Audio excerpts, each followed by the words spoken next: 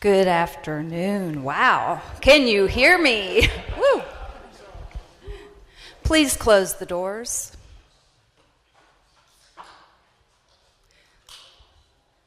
There will be no leaving this session.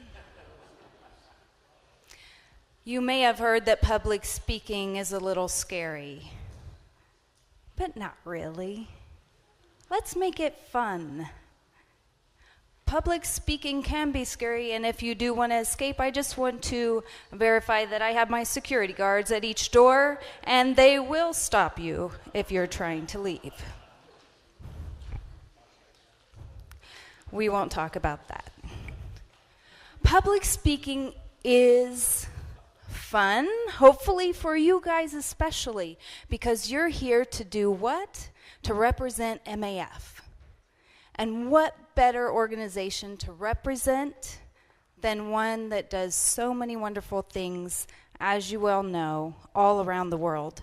And I'm so excited that you're here today and that you are ready to do some public speaking. 3 things that I want to give to you as just a takeaway, and I'm going to start with those because I don't know if we'll get to them at the end. So first of all, I want you to be heard. Very important. Be heard. This morning we had 2 speakers, and I'm just going to go ahead and use you as examples because, you know, we're here to teach and to learn. And so remember that the microphone is your friend and to use it well, to be as close as possible. You know, the sound people aren't always going to pay attention to you. They're not always going to be there for you, or things fail, right? So you have to check and double check. And that's what we want you to do, is make sure that you're prepared. And we're just talking about general public speaking here, but wherever you go, if they offer you a mic, take it. Because remember, there are many times elderly people that can't hear. And so we want to be really friendly with our audience and really do everything we can. If they can't hear you, then they're not going to receive the message that they need to receive. So really, number 1, important to be heard. Number 2 is to be dynamic. And how can we be dynamic? Does anybody have any ideas? How could you be dynamic in your speaking? Anybody? Raise your hand. Yes, I saw you. Move around? No, please don't do that. Next. Changing the cadence. Okay. Oh, now, I didn't mean to be mean or anything, right? But moving around, now I'm doing it because I'm talking to you. But when you're speaking at a podium, you don't want to move around. So it kind of depends on where you are and who you're with, right? And actually, a powerful speaker stands still. He remains with eye contact, and he makes sure that you get your message. And you're actually trying to figure out your audience. You're looking, are they falling asleep? Right? Are they paying attention? Are you grabbing their attention? Are they understanding what you're saying? So you want to be dynamic, maybe by telling stories. And yes, using vocal inflections and things like that. Today, this is so fun because today you're going to teach me about public speaking, right? We're going to do it all together. It's going to be fun. So the third thing, before we get to too much about being dynamic, number 3 is just to be real. Remember to be yourself and be authentic. Be who you are. If you're a joke teller, it's okay to tell jokes. But if you're not, it's okay. You don't have to tell jokes. So I just want to emphasize to you that being yourself and being real, people will get that, right? They'll understand that, and they'll appreciate you for who you are. So it's better to just be yourself than it is to try to create something that isn't anything like you would normally do. Okay, so those are the 3 things, and you'll hear these 3 things throughout the next session. Okay, so that's my little spiel for you to take away. And all right, we're going to start with number 1. And I'm going to give you a little bit of feedback as well after you get up and do your presentation. Don't worry, there's no grades.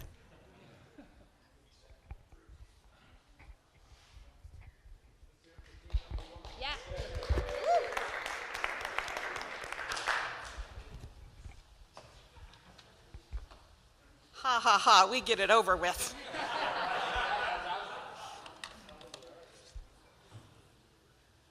And I got the big word, folks, so you can all relax.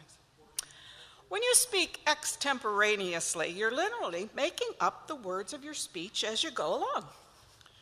However, this does not mean you haven't thought about it ahead of time, that you haven't maybe practiced it ahead of time. But because you're making up these words on the fly, an extemporaneous speech is likely to be very dynamic and sound spontaneous and fresh. Okay. Good. Whoa. Stay right there, please. We want to look at you a little bit longer. Okay. Because you're so good looking. Hey, thank you for that. That was really cool. The one thing about extemporaneous speaking is that it is actually practiced a lot of times, but not maybe exactly how you did it the time before. So you have lots of information that you know, that you've studied, that you've researched, just like you've done for the advocate wing, right? That all the information that you know, and you might have an outline, which is a really good way to set up. And I don't know, everybody has a different style that they use, but having an outline to follow, it doesn't mean that word for word you have something memorized. It just means you can do it and it's fresh and new every time. Okay, so I just want to make that point that it's a great way for speaking because you're more real and more authentic and you're conversational with people. Okay, great. Thank you very much. That's all they had to do. Wow. It was a little short, only 30 seconds, but that's okay. That's right.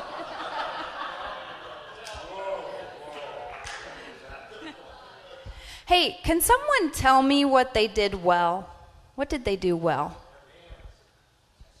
Gestures, very nice. What else? It was clear, good voice projection, good. Anything else? Connected with their audience and their volume. Good job. Okay, number 2.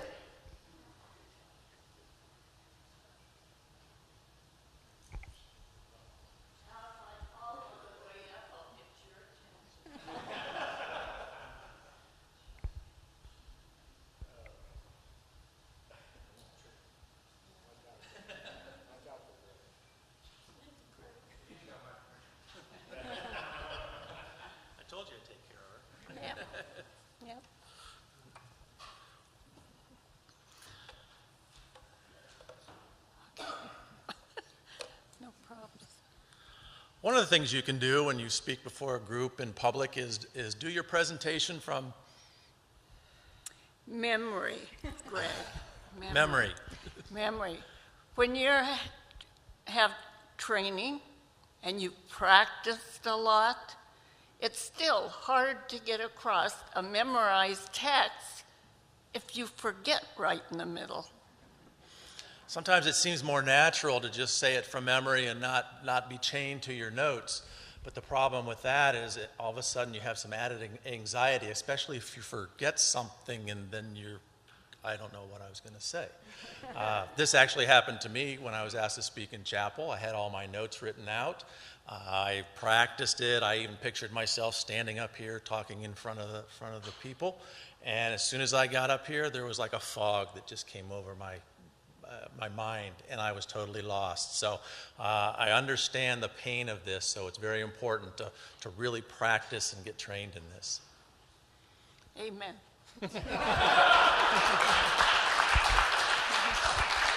Hang on. Very good job. Okay, what did they do well? You guys help. Say louder. Told a story. Nice. Did a little demonstration. Humor. We love humor. That's right, personal experience. What a key thing for you guys to have is personal experience. Now, doesn't mean that you had to fly that particular MAF airplane in Indonesia with, the fact that you're a pilot, the fact that you know missionaries. There's all kinds of things that are personal experiences. We want to know why are you even doing this for MAF? That's a personal experience. That's important to your audience to know and relate and to understand things. Anything else you want to say about these guys? Amen at the end. Right. Also, just one thing, and you guys did it well, get up there, get everything set, and then speak, right? So always don't try to speak as you're walking up to somewhere. So get set, get ready, get prepared, take a deep breath, and then go, okay? Great. Thank you very much. Good job.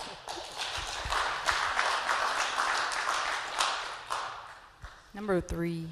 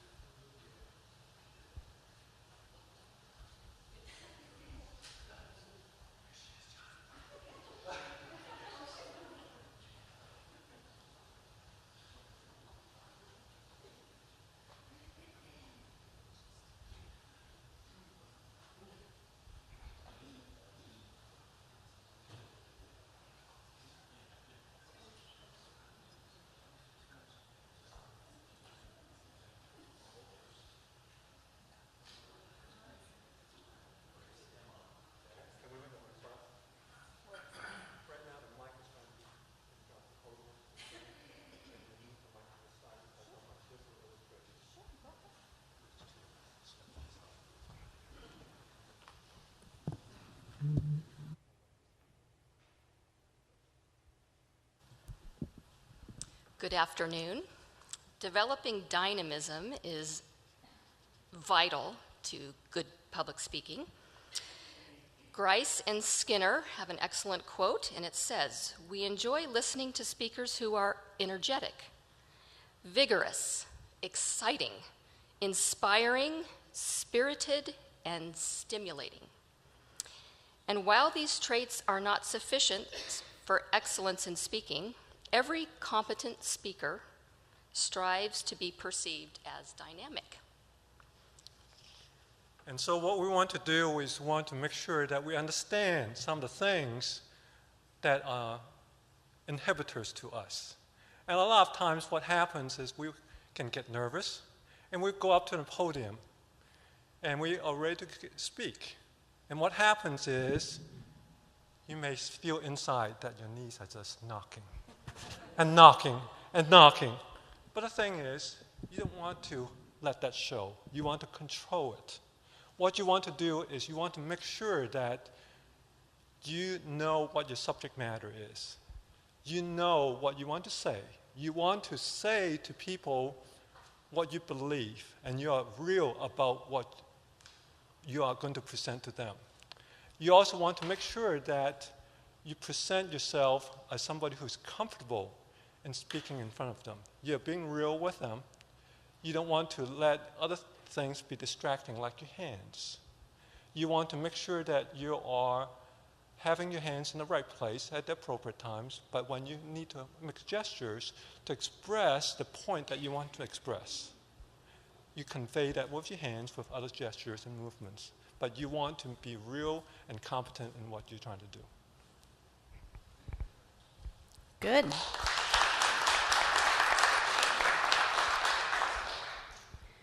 Okay, I'm going to go out on a limb here. Does anybody see anything at all that they could improve on? It's okay. Our feelings won't be hurt. Yeah, it's Just okay. shut- I'll go out on a limb and answer. Okay. I was just waiting for it to be done.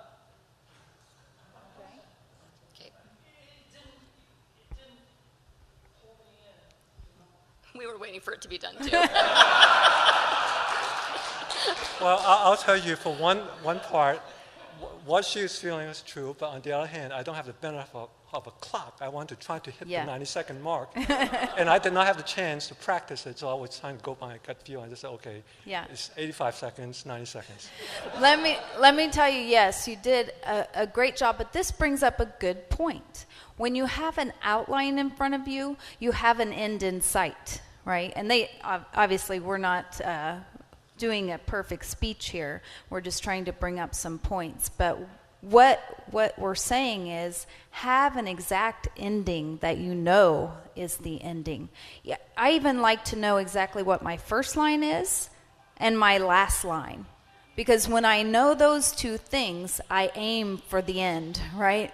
So it's like the landing strip. Aim for that landing strip and stop, right? So think about those things as you're speaking. But, okay, some good things for these guys.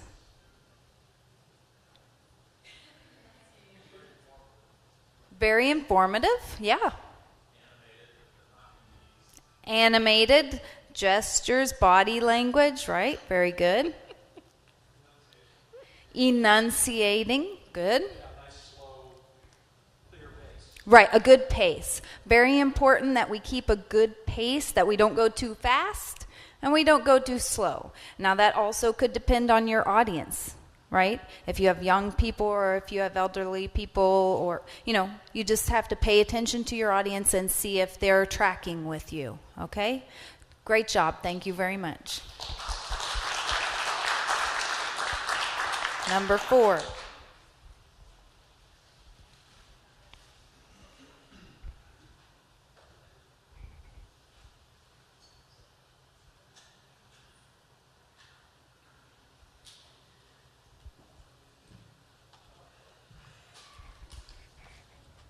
By the way, Mike and I have a complaint. We're supposed to get a bye on this, right? Because we already spoke this morning. I'm starting your timer now. As soon as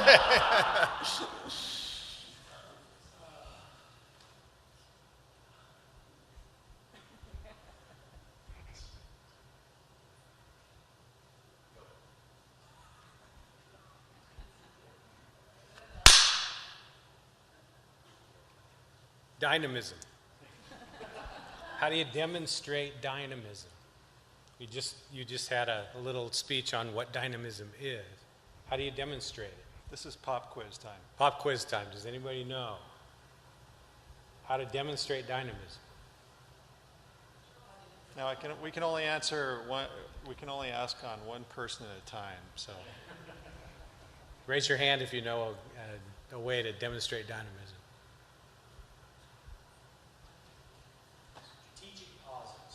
Strategic pauses. Okay, that's good. Anybody else? Get your audience involved. Get the focus off of you, the speaker. Kind of like asking questions, right? Yeah. Something dynamic, or something not dynamic, but something that they're not expecting, like your clap. So the root of that is dynamic. Anybody else? How can you demonstrate dynamism? Okay.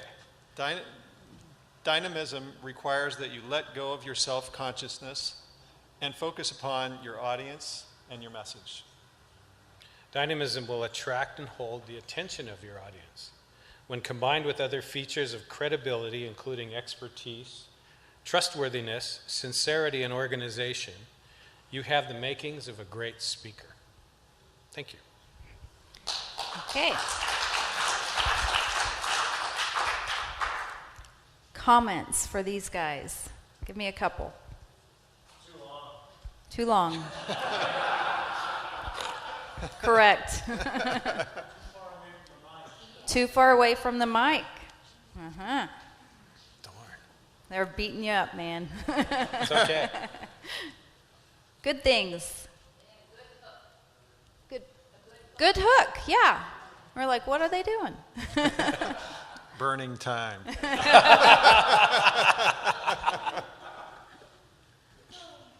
Other things? Okay. I would like to just make a small point, and that is be careful how you interact with your audience. When you ask questions, things can get sidetracked, and you want to stay on track, okay? So depending on the size of your audience, I would say even this size is probably almost too big to ask questions, okay? Like in chapel this morning, you wouldn't really want to necessarily involve your audience if you're the people that are the experts in bringing the information to us, okay? So we're careful about really involving the audience too much, okay? Because it does waste time, right? So just because you were doing that for that, but that's fine. But you don't normally want to do that, right? You want to use every bit of time for all the information and all the stories and the things that you want to bring to your audience, right? So good job. I liked how you did that. Fun. Thanks. Number 5.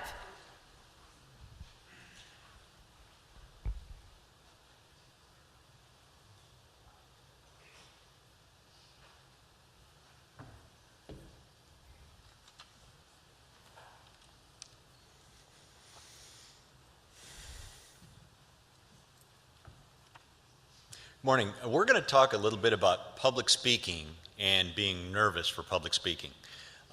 Whenever you make a public speech, you should expect that you're going to be a little bit nervous. Some people are very nervous, some people are just a little bit nervous. So you need to expect that and plan for it.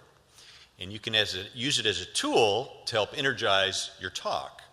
And it won't surprise you if you're expecting it, if you know it's going to happen. So you can plan for it accordingly and be prepared.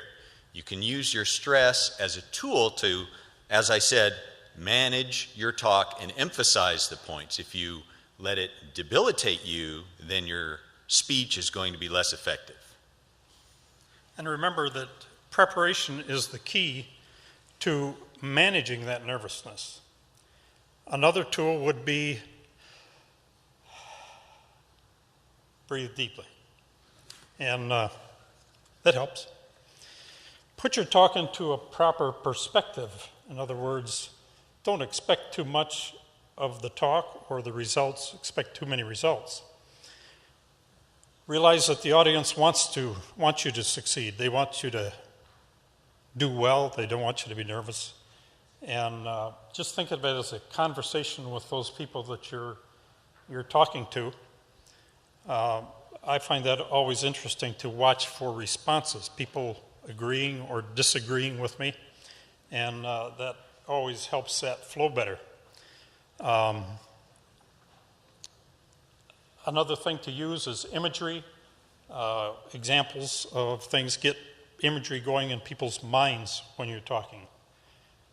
But again, practice, preparation really helps. Thank you.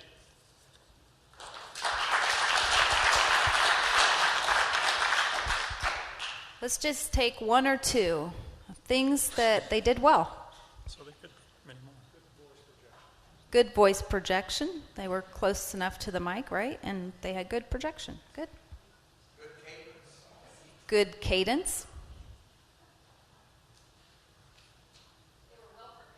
They were well prepared. They had time, didn't they? They weren't up third, right? Okay, good job, guys. Thank you.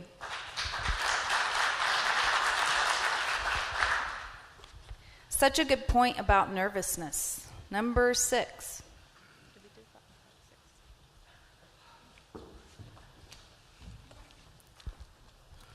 Is that better?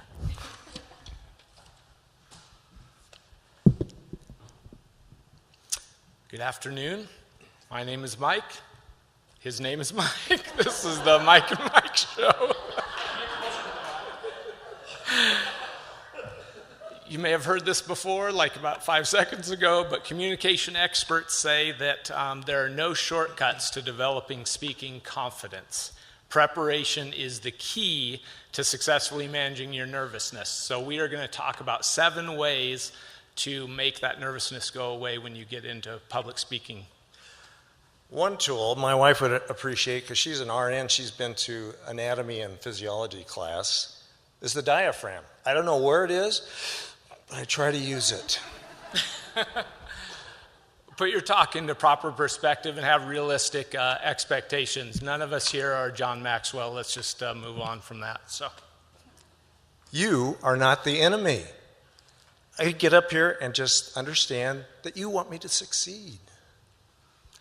this is all about just having a big conversation. We all love one another. Think of it as a one-on-one opportunity.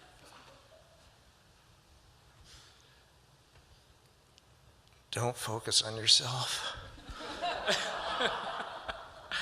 And think positively. If it really goes bad, just go to your happy place. Just don't even think about the people around you.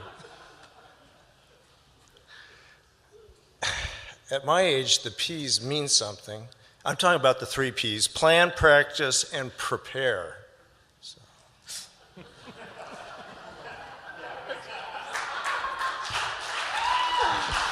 Oh, boy. Okay, can somebody tell one, let's see.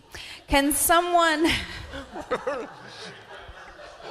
can someone give Mike some help? Yeah, that's what I was thinking.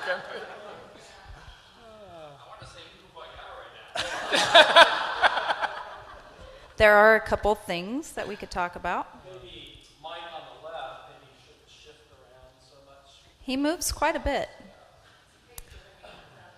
Take your hands out of your pockets. Sorry. Anything else? Yep. Mike on the right, death grip, I don't know if that was intentional.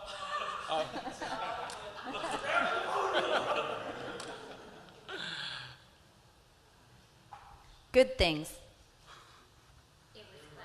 It was funny. Yeah, kept our interest. Must have been dynamic. I would like to hear more. I mean, that good. It was enjoyable. I could sit here and just listen to that. Interesting. Interesting. No, good job. Thank you guys very Go much. now. Number 7.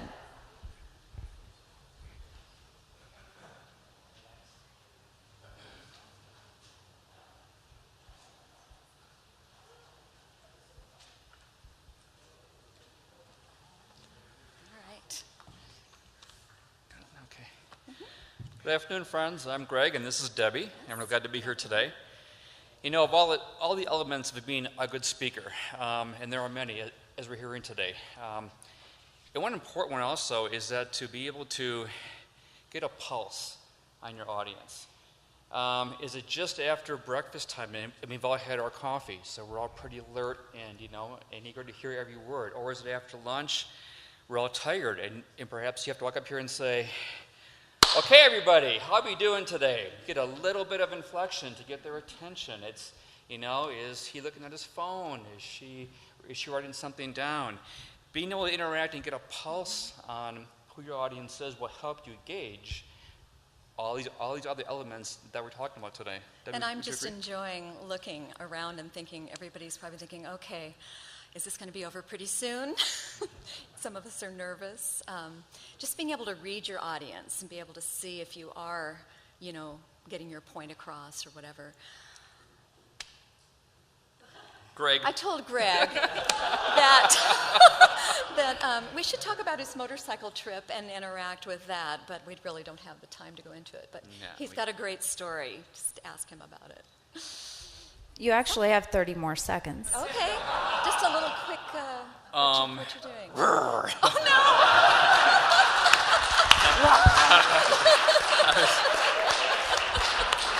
no! You get an A. Okay. Okay, couple good things. Tell me.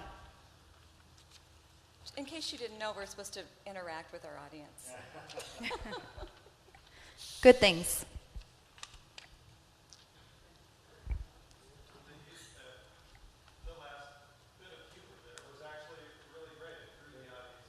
And it had nothing to do with the topic, did it? I'm not saying that's bad. Okay.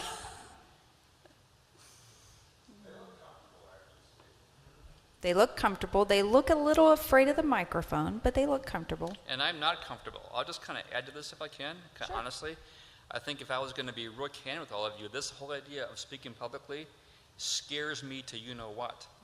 And probably because, I mean, as a kid, grade school, high school, into college, I stuttered so bad. I mean, I'm actually, this is a pretty big deal for me, just to be able to stand here and speak this way. Huge stutter problem as a kid. Yes. Now, no. But I would tell you this, I would only mention that to say that I've learned over the years that what kind of pushed me over the edge was just deciding to be open about it. And stop trying to be afraid of it and having all my little anger issues because of it, even with God. Say, okay, this is just the way I am. I wasn't born this way, I'll learn more about it. And anyway, cool. As I became more open, and then I actually pushed myself into do this, and it was crazy. I would actually, I'd go to church and volunteer to speak and read the announcements when I know I'm going to fall on my face. I know I'm going to walk out of there and go, never again. But so my point is just do this, okay? I'm really nobody in the grand scheme of things, but if I can overcome that a little bit as you practice more and just push yourself, it's amazing what you can do. Anyway. Yes. Thank you guys very much.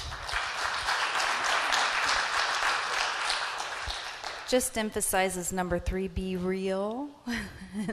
Being open is so important and really connects with your audience, right? Number 8.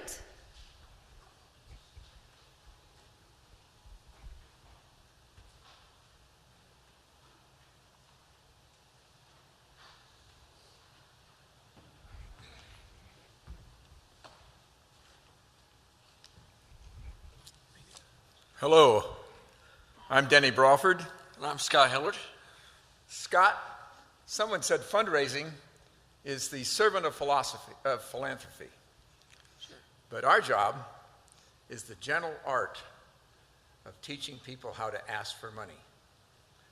Why do you think people are afraid to ask for money for MAF?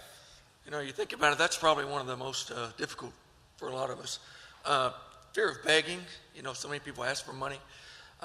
Fear of being exploited, Anybody got any suggestions? From the audience, any suggestions? Why are people afraid to ask for money? They don't want to be told no. Thank you. Yeah, absolutely. Someone else, please. Times are tough. The economy's in the tank. Super. That's good. Let me ask you, Danny, what's some of the benefits of giving? Wow. There are benefits. Sure. The medical profession has found out that giving reduces depression. In fact, Ann Landers said, if you're depressed, maybe instead of going to the shrink, go to the beach and pick up some cans and bottles. Help out. Another study says that sharing your money improves recovery from cardiovascular problems. Another study from the AMA says that people that give during that period of giving reduce their chances of dying by 50%. There's benefits to giving, and obviously all of us should be ready to give, right? Thank you, Scott. Thank you, Danny.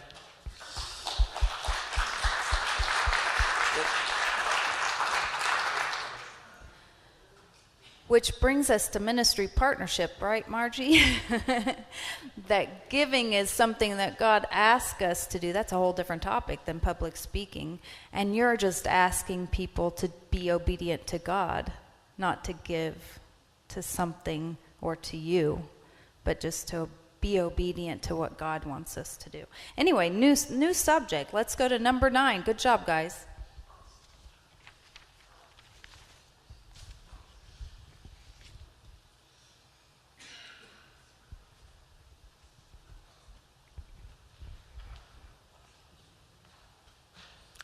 This is difficult to go beyond my husband, Denny, the extrovert, and I'm the introvert of the family. This wasn't planned very well.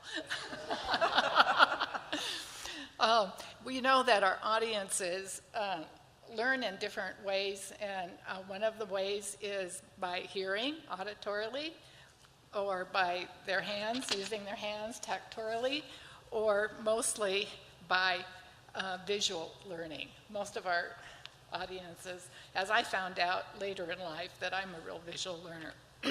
So seeing is believing. So we're going to talk about visual aids. Will you use a computer-generated presentation like PowerPoint? Computer presentation software allows you to print out a copy of your slides, your outline, and handouts of your presentation. And I think that whoever organized this know that a lot of us are visual learners, so we have a whole notebook full of the presentations. If you're going to use visual aids, a computer slideshow is a good option, but make sure that your slides are well done, well designed, and also your PowerPoint is done well, because death by PowerPoint can kill your audience. When it comes to visual aids, be sure that you think big, bold, and brief. You want things to be seen, and you don't want it to be overly complicated. MAF has lots of videos available, and so that is a good choice if you want to use a video. Thank you. Good job. We're going to just keep on moving so that you get the information. So number 10.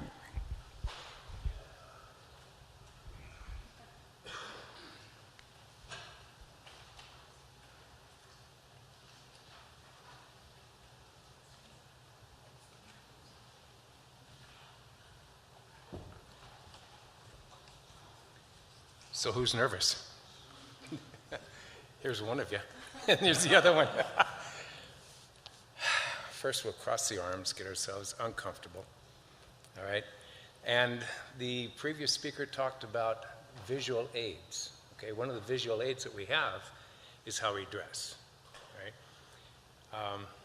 It has been determined by people that are really knowledgeable about public speaking that you should dress in such a fashion, I'm quaking here, in such a fashion that nobody really knows what you're wearing, okay?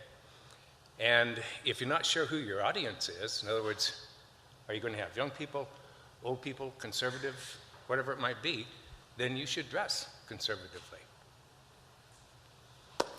And it's also been found by the experts and suggested that you should always dress up. You should never show up looking kind of messy and really overly comfortable. So bare feet and shirt hanging out, it's probably not a great idea. Bare feet. Raise a foot.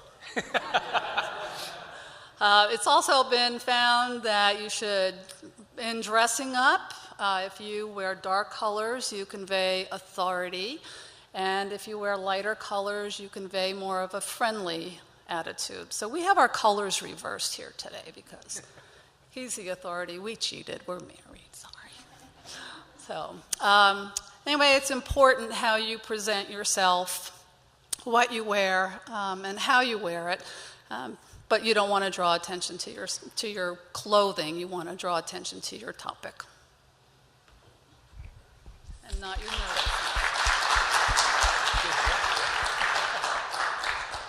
Number 11, thank you.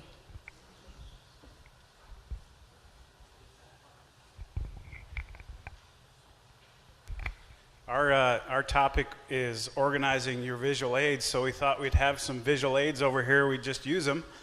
One of the things about visual aids is that they can confirm or convey an important point that you're trying to talk about. And we do have visual aids that help us over here, our displays, our examples of displays. But one of the other things that visual aids can do is detract from your message. And so you could have some examples of that by having too much on your table and have it disorganized on your table so it's just clutter. And as my mom would always say, clutter causes fatigue. And I always thought about that with my room. And the other thing is that we have just lots of good examples of what we can use for visual aids to get the point across. Thank you. I don't know how many of you drove a Hummer here this morning or a Lincoln convertible, but if you ever have a need to go to, say, an advocate event and you're on, and what am I going to take? Well, MEF has come up with a solution. And so often we need something to show the audience that tells what we do. Pretty concise, but a lot of us don't have a Lincoln convertible or a Hummer.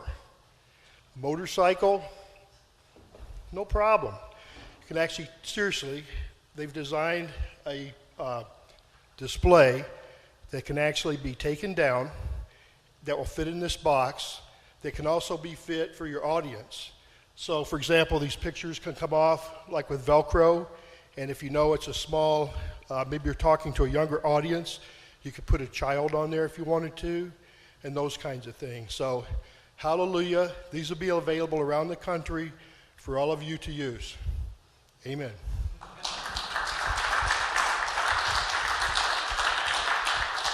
Number 12.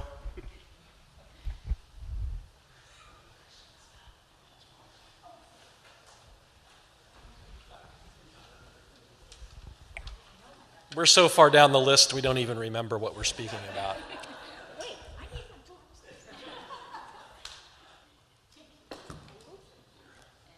I'm Brent, and this is Barbara.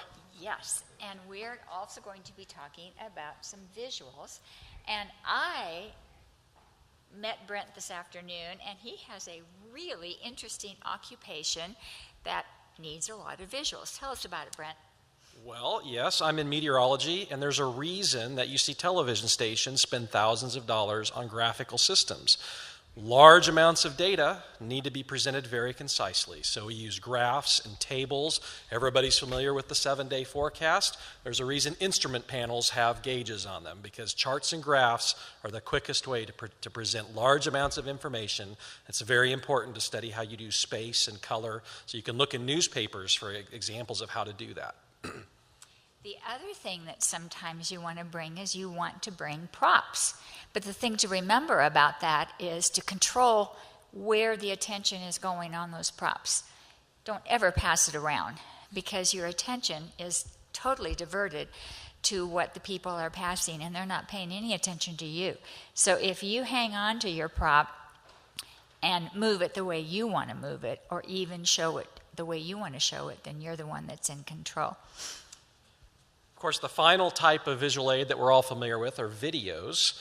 And I would say, yeah, and cassettes. Yeah, this says that videos and tapes, but I'm afraid to use that word. Everybody knows what a pencil does with a cassette tape, right? But videos, a very important part of presentations. As a sound guy at church, one thing you need to be considerate of is if you're playing the video yourself, make sure you have it queued up, that you've actually tested it. And if you're not playing it yourself, make sure you meet with the sound guy, preferably quite a bit of time and ahead of your presentation, because nothing stresses a sound guy out more than coming up to him right as the service is about to start and say, "Oh, I've got a video." So, yeah, I knew I'd get an amen back there. So video is very important, but make sure that you have practiced using the equipment or coordinated with the sound technician. Thank you very much. Keep moving. 13.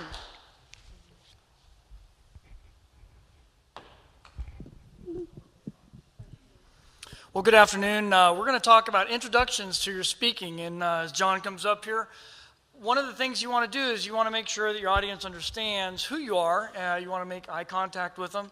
And you want to introduce your subject, and you want to try to have some connectivity with your audience that you're talking to. John, how are you doing today? Good, thank you. Good. Thank you. Talking about introductions, I can relate back to when I came into the service and went to leadership school. Leadership school has lots of different ideas when you get there that you're not quite familiar with. And that is one thing that was handed to me when I went to leadership school. We had spontaneous speeches, such as this, but the titles that we were given were such as, but not for long. That was the title. I opened the paper. What I read was, but not for long. I had 2 minutes to speak on that subject. It was very, very scary. But when you do prepare and have a proper introduction and are prepared to give that introduction, you have the attention of the audience, and the attention is what you're asking for, because what you're going to say to them that follows the introduction is very important. Thank you. Good job. 14.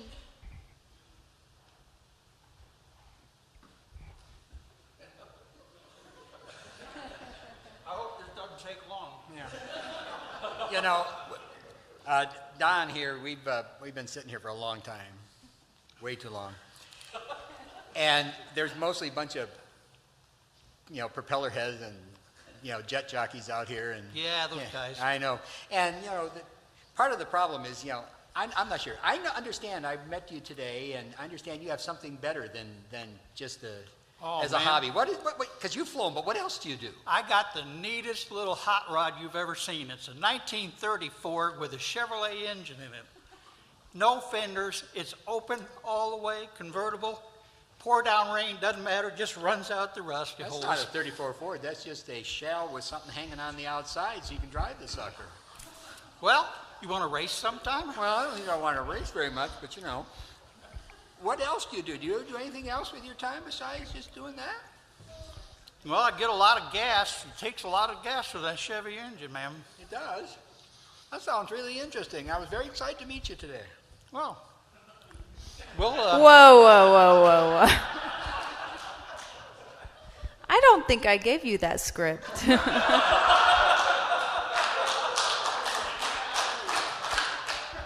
That's the do not do list right there, just in case you didn't know. Okay, let's have the do list. One more?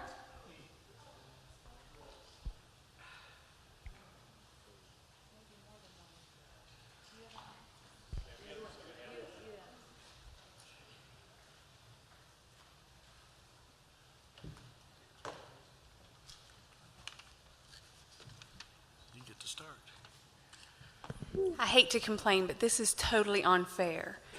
I sang 4 songs. I have to give like a 2-minute speech, and my husband is over there writing all kinds of notes, and it's this big competition. I said, this is not fair. I already sang 4 songs. So what I'm doing is I'm making up my own style, and that's very important when you're speaking, and it helps you to relax, is to be yourself and to have your own style when you speak. So be conversational and be relaxed. And try not to stand still, but don't be very rigid. Don't be a nervous wreck like I normally am. I usually turn into Barney Fife in front of a squad. You ever seen him speak? Well, So anyway, the hand gestures are good. Public speaking is definitely not my thing, but I try. And it's your turn. It is my turn. Fill the room with volume, with your volume. And of course, use a microphone if they hand you a microphone, especially if you're speaking for a long time. Your voice will dry out if you do not have a microphone. So speak clearly and enunciate. If you have a sore throat, double your diction and reduce your volume, because that works too. We use it musically. Look at this, I've got the third one too. You skipped one. I am 4 songs. I have sung 4 songs. Well, that's the one where the paper's all torn. The paper is torn. But it says to connect with your audience and make eye contact with your audience. And I find that especially useful. Musically, I don't speak a lot. But, when you see somebody and they're connecting with an issue, make eye contact with them. Okay, good. One more?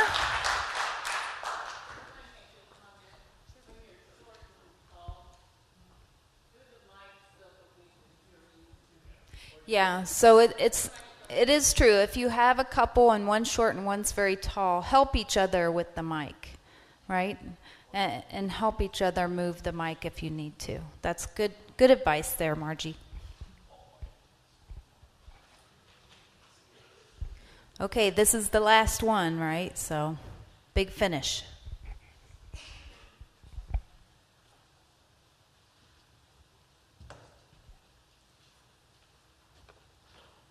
We were slow getting up here. We were preparing. When you're giving a speech in front of a large group of people, you're probably going to pause every once in a while. It's okay to pause, but don't make it too loud. That'll be hard for the audience. They won't enjoy that. Vary your pitch, your rate of speaking, your tone, and volume. Make sure that your emotional tone matches the speaking occasion where you're speaking. Control the tempo to fit the demand. Use language that is appropriate for the audience. Okay, one of the things that you want to do also is you want to vary your eye contact throughout the room.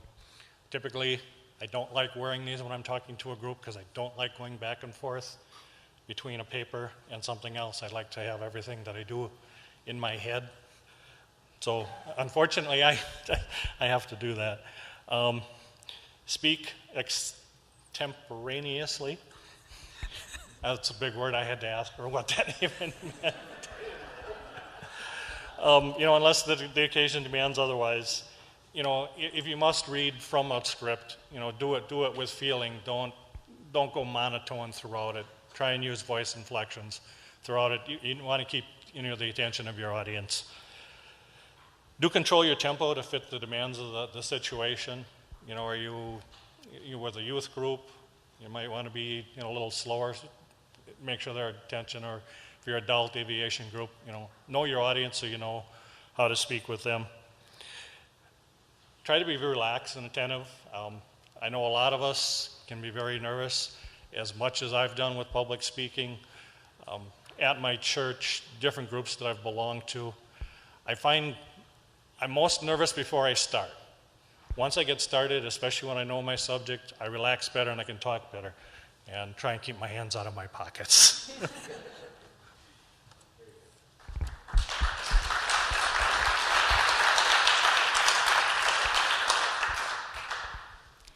Thank you so much for listening and playing along with this playing along with this fun little time that we had today. Hopefully you've learned a couple new things today. And remember the 3 points that I'm going to give you to take away, and that is make sure that you're heard, be dynamic as much as you can, and also be real. If you take those 3 things only away today, you will be better speakers than you were yesterday. Thank you very much.